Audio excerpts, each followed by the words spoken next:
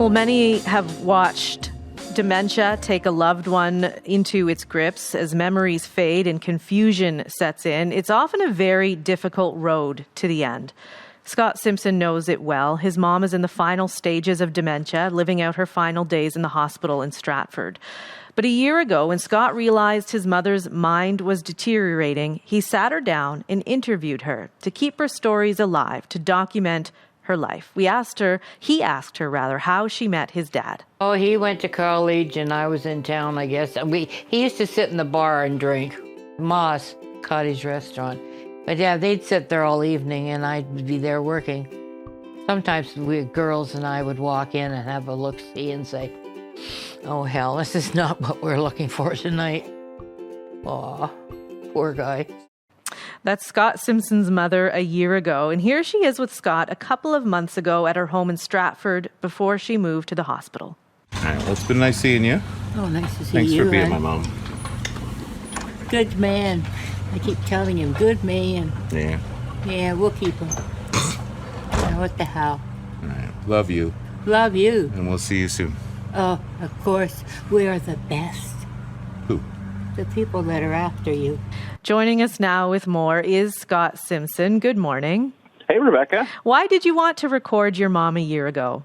I've lost too many people in my life to not take the opportunity. Every time there's a loss in my life, I wish I could hear that person again. I wish I could talk to that person again. I wish I could have their life, their brain in a jar that I could go revisit when I wanted to. And in the case of my mom, I knew that time was ticking before we lost who she was. So I wanted to sit down and pick her brain and see what we could harvest out of that, get her life stories as she tells them. I mean, in a case like this, absolute historical accuracy comes second to the fact that we just have her speaking. Mm-hmm. And did she know why you were doing it? She did from time to time, but she was increasingly having a hard time carrying a thought from second to second. So sometimes she knew exactly what was going on. The lights were on her, there was a microphone pointing at her, there were cameras, and there was a guy in the shadows asking her questions. And other times she knew it was her son. Right. Tell us a little bit more about the loss in your life that has led you to want to capture people's lives before they pass. Well, I think it started a long, long time ago when I was maybe in my early 20s. My grandmother, my father's side, was in a seniors living facility and starting to fall apart a bit. And so I gave her a tape recorder and a box of cassettes and hoped that she would fill them up with stories about her life, but she didn't. So there's no recordings of her on video or audio. And then during the birth of our son, my wife, Amanda, was diagnosed with ovarian cancer. And we had another ticking clock. And 3 years went by, but we never got her sat down in front of a camera to talk about her life or leave any messages for our son or me or anybody else. I set about gathering everything I had of hers in terms of media, pictures, videos, audio recordings, old VHS tapes, so that our son could in future have the biggest database possible of his mother's life and use it as he grows to get whatever wisdom he could. And then in my mother's case, it was an idea that really grew on me. I'd spent my career in broadcasting and in news, and I was very comfortable interviewing people and getting their stories, but it was always very temporary. It was always event-based and news-based. In this case, I felt like I could offer a service to myself, my family, and eventually the wider community to capture people's memories while they're still there. Mm-hmm. In the beginning of the video, you say you dedicate it for your dad. Why did you want to leave this for your dad, especially this video? He has seen her through so much.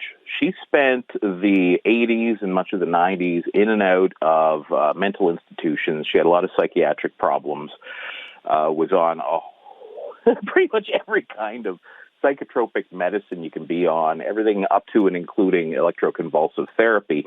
So he has been her caretaker for decades. And as somebody who took care of a dying person myself, I know that it's a lonely position, and I know it's scary, and I know that the future looks uncertain, and the present is no reassurance either.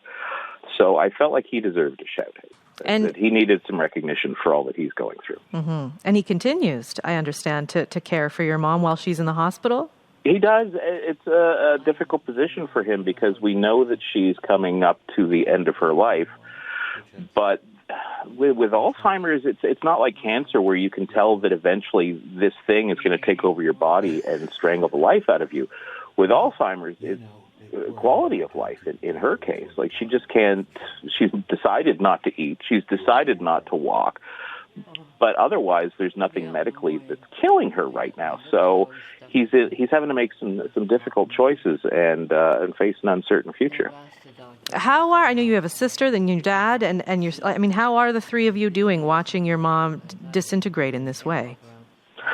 It's weird. We're all kind of stoic because we lived a life with her growing up and having suicide. Well, not her growing up, the kids growing up, her having suicide attempts, hospitalizations and stuff. So we've been on a roller coaster of emotion with her already. In my case, I've experienced losses, and I don't know if I've toughened up to it or what. I'm just kind of stoic, and my dad's sort of the same way. We're very pragmatic, and we're looking at it as, however this turns out, it's going to be sad. However we do this, it's going to hurt, but we need to do what's right for everybody in all these situations. I understand you are still, to this day, when you visit your mom, bringing recording equipment with you?